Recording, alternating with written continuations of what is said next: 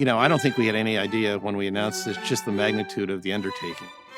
This place is a symbol for our future in many ways, and so it takes everyone working together to pull it off. An analogy I like to use is that of leading a symphony. The architect generated over 1,800 pages of music, if you will. Our job was to find the right musicians that could interpret that music and create a symphony. I remember when Bill Ford and I used to walk through this in the early days, there was literally nothing. It was dark, there was water everywhere. The building was crying. She was just standing there, like asking for help. Nobody wanted to go down there because they didn't know how deep it was. We pumped out like 2 million gallons. When the first trades show up and we're taking the old concrete out of the building and doing the demolition work, kind of like that as the bass drums and the tubas, they're setting this low rhythmic tone. We've got masons working all over, we've got windows going in, and you see the shape of the building coming to life.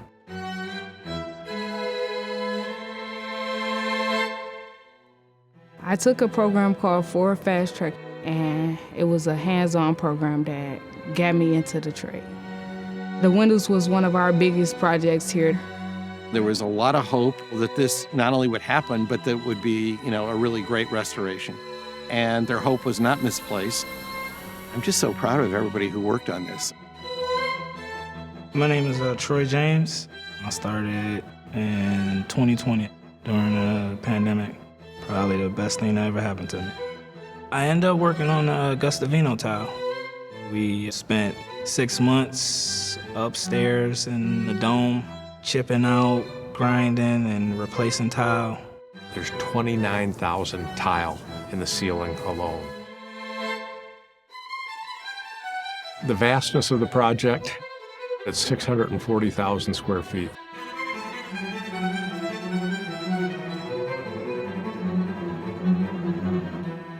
We went through this effort to preserve those original, authentic elements, to bring them down so that we could then make molds for replication moving forward.